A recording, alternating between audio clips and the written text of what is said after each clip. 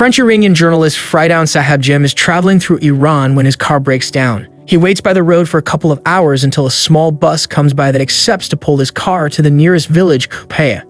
All this is seen by Zahra, who has visited the river to bury some bones and clothing shreds that almost got eaten by the wolves. She rushes back to town to see Fridown leave his car with the local mechanic Hashim, who at first does not want to take the job, but changes his mind when Fridown gives him some extra dollars. Zahra notices he keeps a tape recorder in his bag and tries to approach him to tell him the village hides very dark secrets, but she is interrupted by the town's mullah, Sheikh Hassan, and the mayor, Ibrahim, who call her crazy and send her away. The two men are noticeably uncomfortable with Fridown's presence in their village, and after asking him some personal questions, they try to get him to have lunch with them, but Fridown turns them down and goes to a cafe alone. There he is approached by Zahra again, who throws at him a little paper ball containing a bone and a map to her house. Fridown decides to play along and visit her while making sure nobody has followed him. After sending his niece's young girls back into the house, she makes tea and asks Fridown to please listen to her story, which he accepts and prepares an empty tape to record it with. It all started some weeks ago. Zahra had a niece, Soraya Manacheri, who was married to an abusive man called Ali. They have 4 kids together, 2 boys and 2 girls, but their relationship is non-existent. Ali wants to divorce Soraya so he can marry a 14-year-old girl Mary, but Soraya will not give it to him because she can't maintain the family by herself. Ali tries to get Sheikh to talk to her, and when he refuses, he threatens him with revealing to the village his past as a convict, so Sheikh has no other option but to accept. Sheikh visits Soraya at her home, and unaware at first that Zahra is around listening to their conversation, he tries to remind her of her duties as a wife, which if she cannot fulfill, then the best idea is to accept the divorce. Ali will allow her to keep the girls while he takes the boys, and Zahra can keep the house as well, but this is not enough for them to survive. Sheikh decides to add a little extra offer then. He can provide for her and her daughters, and while doing so he can visit Soraya and she can be a kind of temporary wife for him. At that moment, Zahra steps in and kicks him out after yelling at him for treating her niece as a harlot. Once he is gone, Zahra asks Soraya about her relationship with Ali, and her answer is to show her the bruises he leaves on her body whenever he takes what he wants. Some hours later, while Soraya and her kids are sharing a meal, Ali returns home and yells at her, saying she has shamed him and made him the town's laughingstock for not accepting the divorce. He starts talking to his 2 boys about all they could do if they were able to leave, turning them against her for not wanting the divorce, and not having an ounce of shame when mentioning Mary in front of his children. Soraya starts accusing Ali of being a bad husband for wanting to abandon her and the girls without providing for them, but her oldest son cuts in, yelling at her and telling her not to speak like that to a man. Ali orders her to clean the table and feeling furious at the situation. Soraya throws a plate on the floor, smashing it into pieces.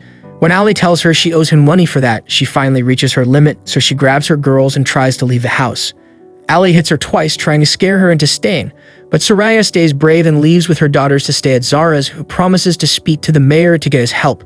She thinks she may gain his favor because he used to be into her and even tried to marry her once.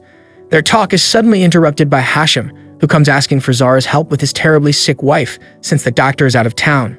On the way to his house, Zahra sees Ali in his car with another woman, but for now she must concentrate on Hashim's wife. Sadly, however, there's nothing Zahra can do. She's already dead by the time they get there.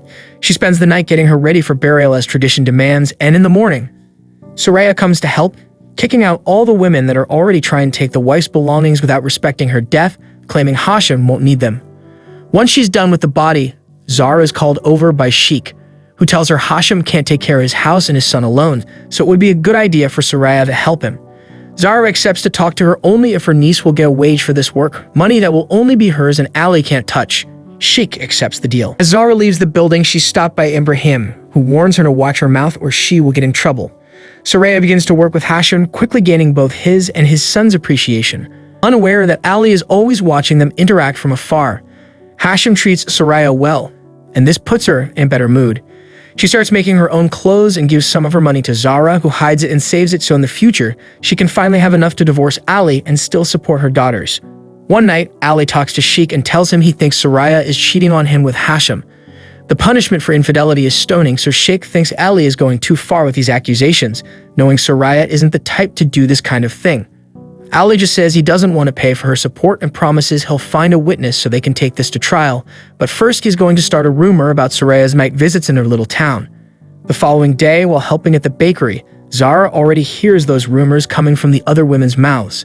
Soraya has a day off, so she goes on a picnic with her daughters and picks up some flowers that she later takes to Hashem's house as decoration. When he returns home earlier than she expected, he invites her to stay over for dinner, but she turns him down even after hearing he hates to eat alone. The following day, Zahra sees Ali and Sheikh having a meeting with Ibrahim, who will only accept to put Soraya on trial if he receives actual proof or witnesses.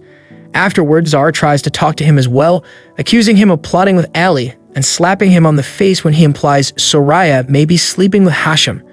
After calling him Ali's slave, Zahra goes to see Soraya and tries to warn her of what is going on, but Soraya thinks her aunt is just being paranoid. Meanwhile, Hashem is called to have a meeting with Ali and Sheikh so they can ask him about Soraya's behavior around him. These questions make him uncomfortable, and the fact they offer him a contract he can't read doesn't help matters, so he decides to leave. However, Ali and Sheikh follow him home and threaten to send his kid to a mental hospital or prison if he doesn't accept to be a witness on Soraya's trial. Not wanting his son to suffer, Hashem gives up and accepts to lie for them, saying Soraya sleeps in his bed and talks to him as if he were her husband.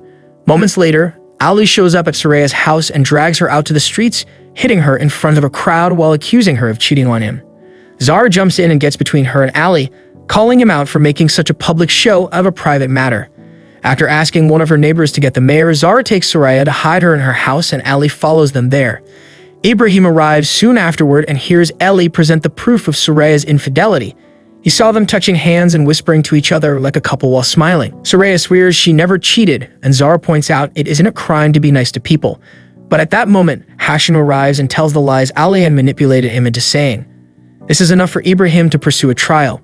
He, Ali, his friends and sons, Sheikh, and even Soraya's father, Morteza Ramazani, are allowed to assist, but Soraya herself must wait at home. A couple of hours later, the verdict is announced by her own father. Soraya has been found guilty and she'll be stoned in an hour. When the news reaches Zahra's home, she tries to help Soraya escape, but there are men outside that push them back into the house. Accepting her fate, Soraya says goodbye to her daughters by giving them her old family jewelry, and Zahra accepts taking care of them when she's gone, and one day, telling them the truth of what happened to their mother. In the meantime, the village men get ready for the stoning by picking up rocks and digging a hole. Even the kids are helping while Sheikh gets his beard trimmed and Ibrahim prays to his God, asking for a sign that he's doing the right thing. Soraya's youngest son comes to say goodbye as well, but the oldest still hates her and takes his brother away. As Soraya finally breaks down and starts crying, Zahra tries to offer one last moment of comfort by brushing her hair and singing a song for her. When the time comes, the two of them walk through the streets together while doing their best to dodge the angry mob of men that want to insult and hit Soraya. Once they reach the place where the event will happen, Sheikh and Ibrahim once again announce the verdict and method of punishment, causing the crowd to cheer.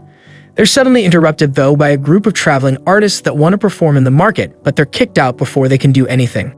After removing her chador and revealing a white dress, Soraya is tied up and lowered into a hole on the ground, which is then filled up again until only the upper half of her body is sticking out and she has no chance to escape. Zahra tries to get between her and the mob, asking them to let her take Soraya's place, but she's dragged away so the stoning can begin.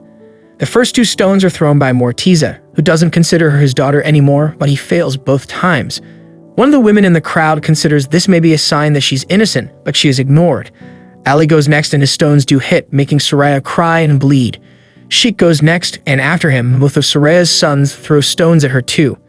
Hashem is also given a turn, but he can't bring himself to do it, so he leaves the area with his son before the whole crowd joins in and throws stones at her until she dies.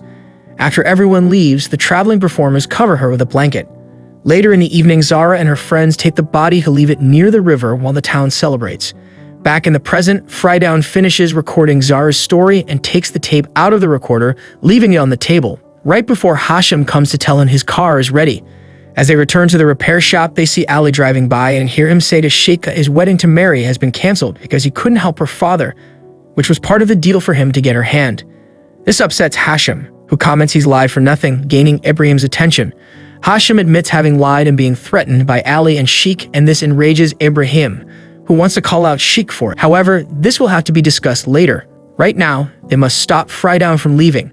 The journalist ignores them and gets in his car, but Sheikh has some revolutionary guards under his command, and they threaten Fridown with their weapons to make him hand them his bag. He's only allowed to leave after they destroy all their tapes, but on his way out of town, Zahra gives him the tape he left in her house. The car starts malfunctioning again, so she gets between him and the crowd to give him time to get it to take off. Friedau manages to get away regardless of the stones thrown at him, and Zahra celebrates the fact the story will reach the whole world. Friedau would later publish the story as a book, which has become an international bestseller.